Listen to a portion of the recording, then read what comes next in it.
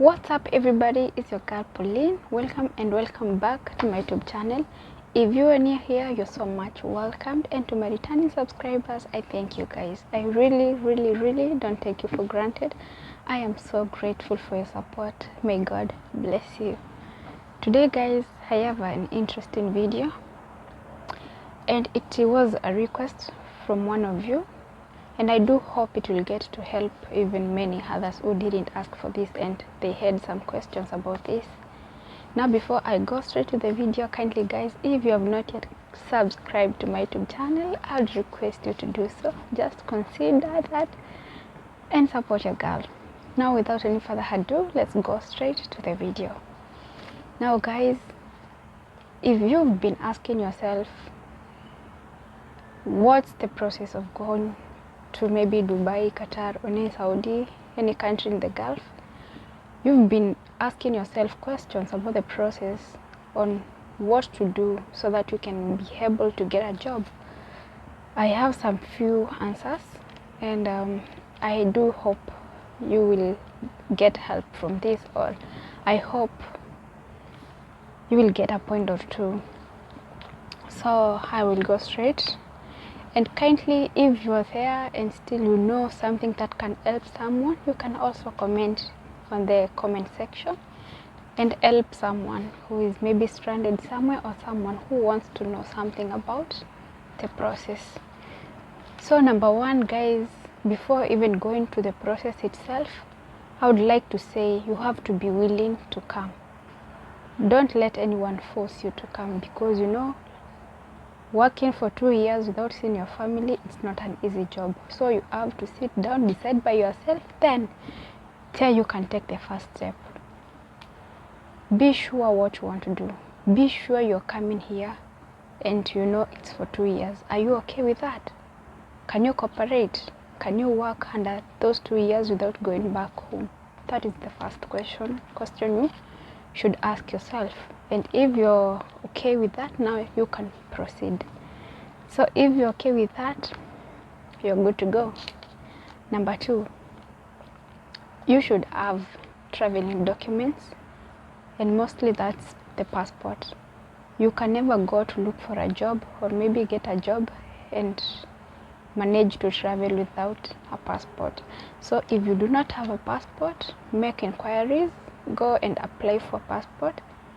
Then after, you can be able to travel, or after getting the passport, then you can be able to go and look for a job, because now you have the document. At least even you get a job today, you'll be able to travel maybe tomorrow because you have it. But if you do not have it, it will be so hard for you to travel. So first consider applying a passport. That is if you do not have. And still, if you do not have a birth certificate, because also getting a passport without a birth certificate is not easy, and it's not possible. Like, you should have it. So consider doing it. Like, if you want to come now, just start the process of searching for those things until you get them. That was point number 2. Point number 3, you have to find a genuine agent. And when I say a genuine agent, it must be a genuine agent, a registered one, because nowadays there are so many agents. Like, someone will just tell you, I am an agent, I can help you get a job, but once you get here, you will try to call that person and will never answer, or maybe he will lie to you, like, I'm taking you to Dubai, then you will end up in Iraq or somewhere. I'm not saying like those countries are bad, but I do believe like someone should stand on what, you know, what they specialize on, and what that particular person told you. I will take you. If I told you I will take you to Dubai, I'll make sure that I take you to Dubai and you're safe. So it's also good to consider searching. First, do the search. Don't just go to any agent now because you want to look for a job, or because now you want to travel. Don't just go to anyone. First, do the search, know the genuine agents, what they ask for, or just take yourself there, do the inquiries, and then you can compare which one you want to go with. Or if you know someone who has already come here, you can also seek for advice from them and know which agents they used it also helps instead of just going there like blindly and you don't know where you're going. So it's also good. Please, please, please, that is a caution. Just consider whoever you want to help you travel, okay?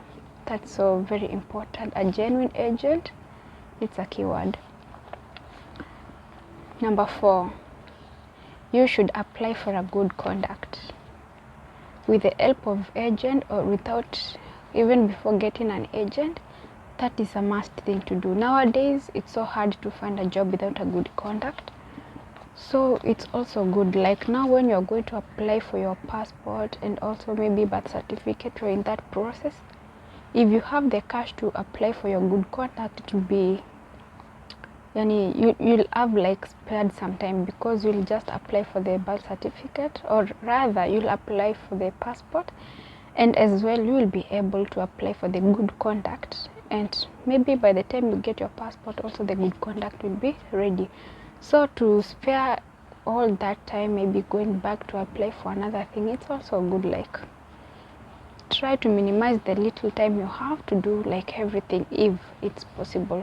So good conduct nowadays, it's like a must, though I don't think like it's all companies or all countries, but for example, coming to the UAE to work here nowadays, you have to have a good conduct. Without a good conduct, no one can give you a job, and even if you will end up getting a job, it's after maybe trying without any success. So I'd advise you to go and apply for a good conduct. Good conduct, I think it's a 1,000 bob Kenyan shillings, yeah. So applying that will help you. But I also remember when I was coming here, I had to apply for the good conduct, and also I had to take it to the foreign affairs to be stamped. Nowadays there are so many fake, so people are like faking their documents, and so that for them to be sure, they have to send you to a particular office whereby you cannot get a stamp anywhere else. So that's why they are doing that. But I do believe, like, when you're applying for the rest of your documents, it's also good. Just like apply for the good conduct and just be ready. I think I made that clear. Another one, you should be medically fit. But now this is not about you to take it, or just for you to decide now you want to go and check if you're medically fit. No. After getting a genuine agent and explaining the kind of job you want, mostly, the agent will be the one to tell you what time you will take the medical test or something, because you might take it too much early, and by the time you are supposed to go, you have to do another one. So to spare some cash and also to save the time of going and coming back, just wait for the right time for your agent to tell you now you can go and do the medical test. Because as I think I talked about this on my video, I will pin it down.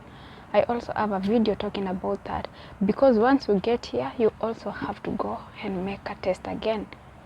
Now if by any chance you go to make the test and you are not fit, there is a possibility that you'll go back to the country. So it's always good you do your medical test before coming here, because ukikuja huku you have to do it again. Only that.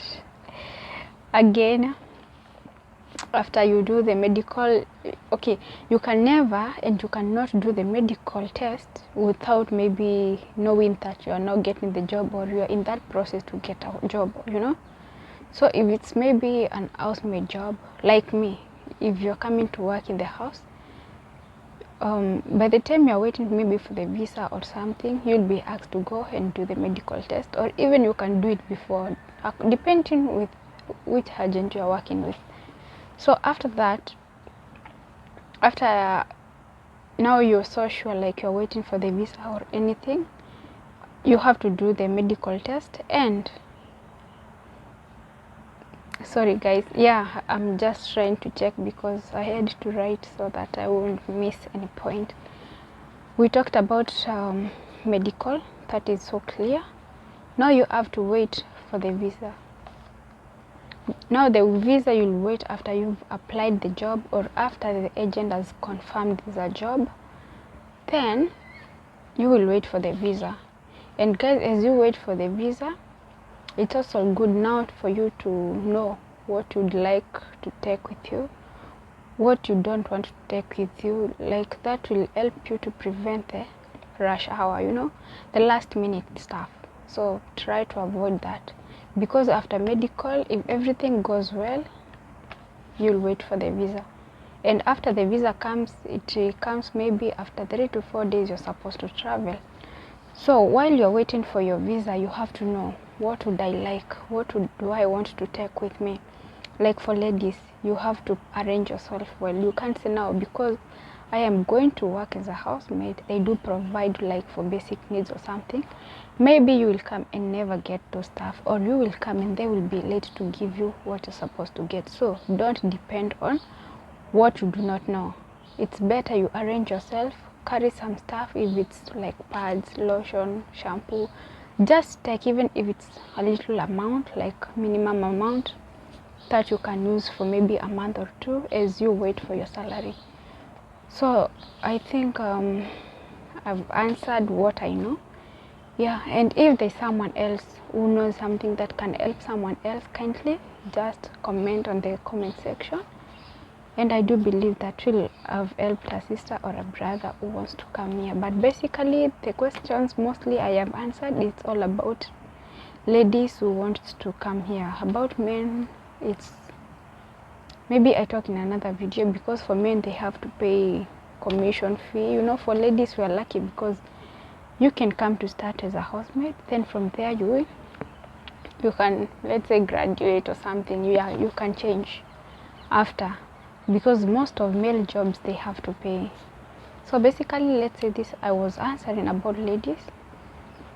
Yeah, but I do believe there are more that maybe have left of her, so many things that I have not mentioned.